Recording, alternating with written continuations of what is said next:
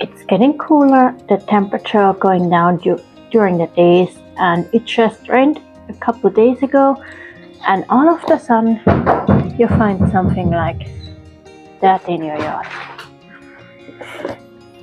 What you are is in the middle of mushroom season. It's fall mushroom, and it's an incredible time of the year because there's so many delicious edible mushrooms out there just waiting to be harvested. Hi, my name is Karen from Prepared and Sustainable Living, and this week we're going to go into mushroom hunting. A really nice and enjoyable activity in late fall when the temperatures are down enough and the humidity is high enough that they pop up everywhere, and you can go in the woods for hours and come home with a ton of sometimes huge mushrooms. I mean, they're not all that tiny like the one I found a couple of days ago in my backyard. There's some really big ones out there. So let's dive right into, and if you want to have a couple of different mushrooms that are available in the fall, shown to identify, stick to the end so we can together identify your first couple mushrooms. So why even talking about mushrooms? Well, we do make, if we get the time for it, a lot of mushroom hunting. We actually had our first official date moral hunting in spring. We like mushrooms, but we normally don't buy them, at least not a whole lot. Just nice to have them out, and there are some really good healthy medicinal mushrooms out there too. Plus, we like to spend a lot of time in the woods anyhow, foraging and hunting, and it's just nice to pick them up too. My boyfriend is mushroom hunting since, I have no idea, forever. And he knows exactly how the mushrooms look like. He knows where to find them. When we go mushroom hunting, he sometimes doesn't even have to go out of the car to already see where they are, about 10 feet down there. And I have no chance to see a moral when they are so tiny. There's that one, the Shagy mane, really much easier to see because it's white and not dark in the dark forest. Anyway, let's dive right into it. Late fall is a really unique time to go out and see all the mushrooms popping up, each of them with its own characteristics and its own benefits. But it's also a certain danger. There are a lot of good out there, and there are a lot of poisonous mushrooms out there. They're looking like the good ones, and you really need to know what you're doing to get the right ones. So before we start, I show you some of the common fall mushrooms we have here before we at the end of the video identify them together. We do have the Shagy mane, that's the one I have at home. I only have pictures from the other one because out of my boyfriend's health condition and his back pain, we were not able to go out a lot lately. I really hope we soon can make real adventurous videos again and less theoretical videos, especially since we want to go hunting since about 2 weeks now. But it's coming up soon. Thanks for your patience and thanks for sticking around. Plus, we're gonna have to know the theory before we go out and do something. And I'm, as probably a lot of you guys, new in some of those topics, and I do learn these things before I make the videos about it. And I think it's important for me to know things before I go out and just do something I don't know what I'm doing. The other mushrooms I want to talk about today are the giant puffball. Like the name says, it's a really big mushroom, as you see. The Chanterelle, the checking of the woods. Now, like I said, I like to learn the theory first before I go out and do something I don't know anything about. And with mushrooms, it's the same. Before we go out and do mushroom hunting, we need to be aware of the safety first. Poisonous mushrooms versus good mushrooms, what to do, what not to do, what's important out there. That's the next part of the video. Safety is not only important because you get yourself hurt out there climbing through the woods, especially because you probably not only stay on the path, you probably have to go a little bit deeper in the forest sometimes. But for more difficult topic is identification. You can kill yourself if you eat the wrong mushroom in certain cases. Not all of them are right. That toxic, that they are lethal, but there are some out there, and you want to get sure what you do before you do it. So one of the most important things is having a field guide and properly identify the mushrooms you're picking. Never eat a mushroom where you're not 100% sure you know what it is. You can take a field guide. You can get somebody who knows what he's doing to go out if you're like it with my boyfriend, or an expert or something. So my dog's needy today. I wasn't home for a couple of hours yesterday. Now he want to have a whole lot more love than normal. And get somebody out with you, or have somebody after you pick the mushrooms checking in. Since I have my boyfriend here, I don't know how it is in the US with having somebody checking in, but we have mushroom controls in Europe where you can go and show your mushrooms and they check for you if they're safe to eat when you go out and go mushroom hunting.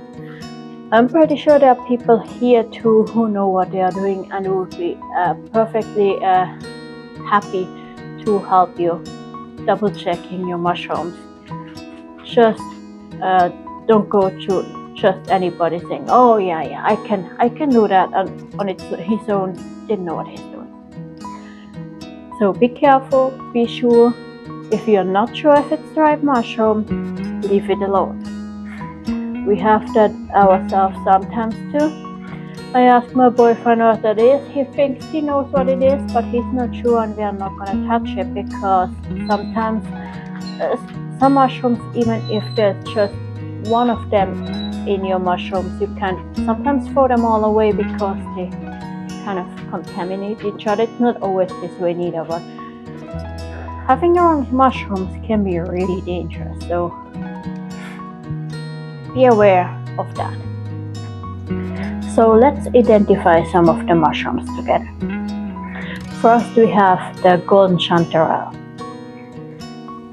That mushroom is more high than wide. You can see on the picture it's really skinny.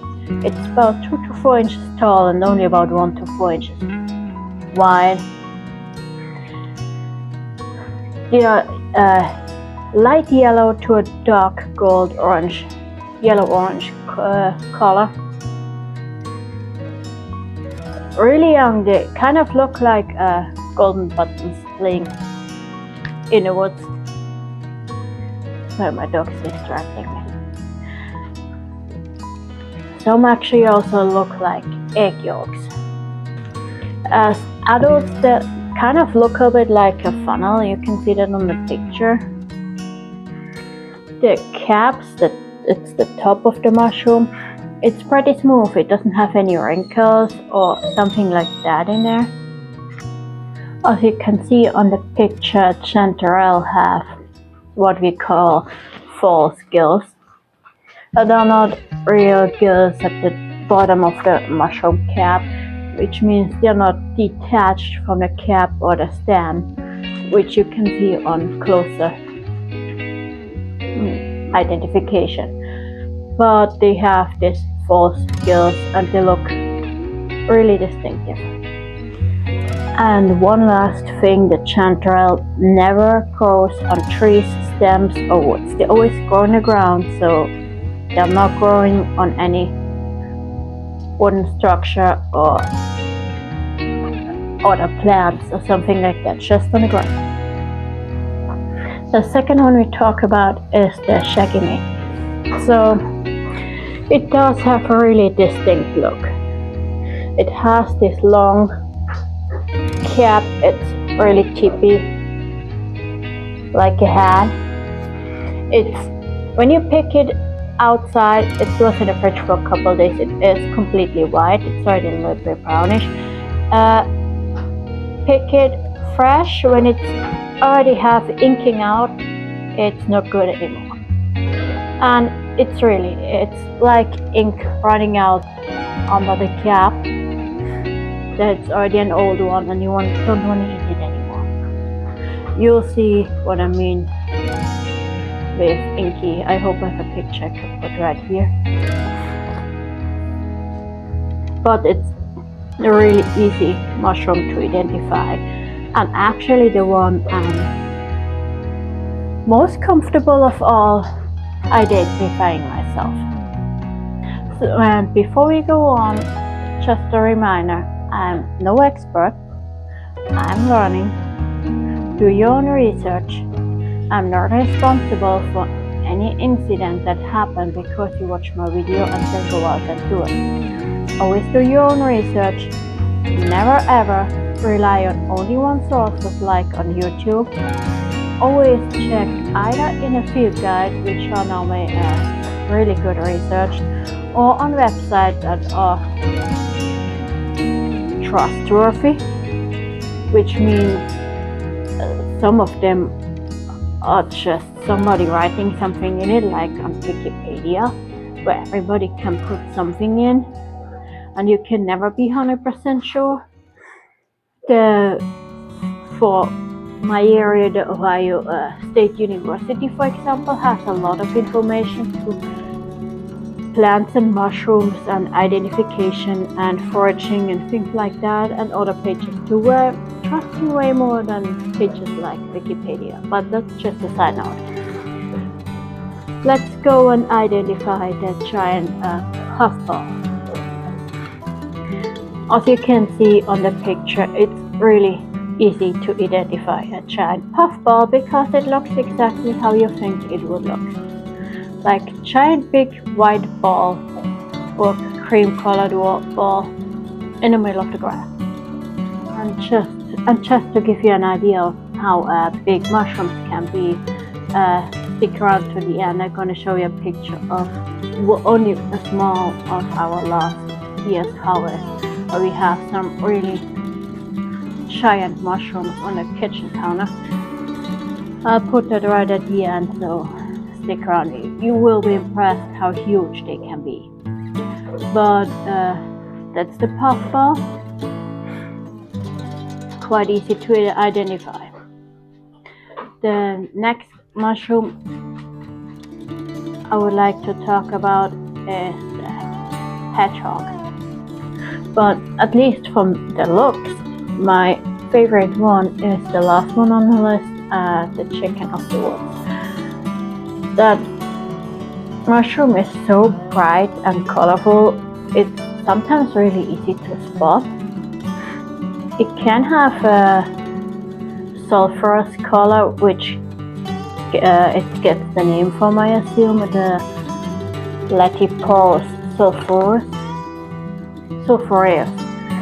And but it also can be bright yellow or orange. In the opposite of many other mushrooms, the chicken of the woods does not have any gills or something like that underneath. It is some semicircular shaped mushroom, which is normally layered. I hope you can see that on the picture. It is kind of a little bit fan shaped. Here, look at and it kind of makes sense. And it has fine pores underneath instead of the gills. It does have more a little bit of an earthy taste, but it's a really nice mushroom and it's actually really tasty. The last topic we talk about before we come to the closing and the picture I promised you is the tools. What do you need to go mushroom hunting? It is actually not that much. You definitely need a knife to cut them off. You don't want to rip them out of the ground. You want to keep the roots in there so it can come back. You just cut them off. Take them, for example, we normally put them in paper bags because that's easy and that's what we have till we get home, and put them either preserve them right away, like canning or drying, or put them in the fridge for a little bit and do it later if we don't have the time right now. A basket or box or anything like that works. I probably would prefer not a plastic container because I like my mushrooms to have a little bit of air. It's quite moist and you don't want to get the moisture all in there and make them mold. I do have mine in here, of course, but it's in a fridge. It's not going to get molding in there very fast. It will, but not that fast.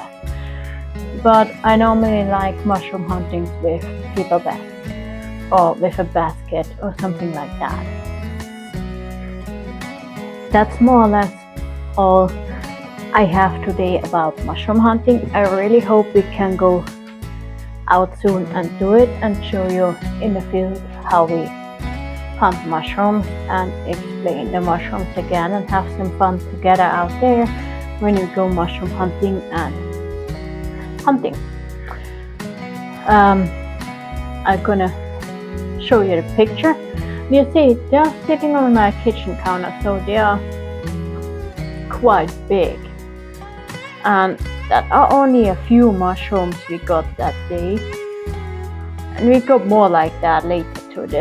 They're getting really big. I mean, you can see the mason jar in the back. That's a normal mason jar with already some dried mushrooms in from earlier this season. And if you compare the mushroom with the mason jar in the bag, they are huge. But that's all I have today. I hope you like and enjoy it, and I hope you stayed till the end. If you did, thank you for watching. Thanks for supporting me. I try really hard to make every video better than the one before. Let me know what you like and what you don't like so I can adjust a little bit and do better. I'm learning new things every day and try to put that in my next YouTube video to make it better than this one. Thanks for staying with me in the time I cannot really go out and do a lot with having an injured boyfriend at home, but we're soon gonna go back out and have some fun all together again. Until then, let me know what you want to see next. Let me know what you enjoyed, what you didn't enjoy. What kind of mushrooms do you hunt? Until the next time, thanks for watching. Stay prepared and sustainable.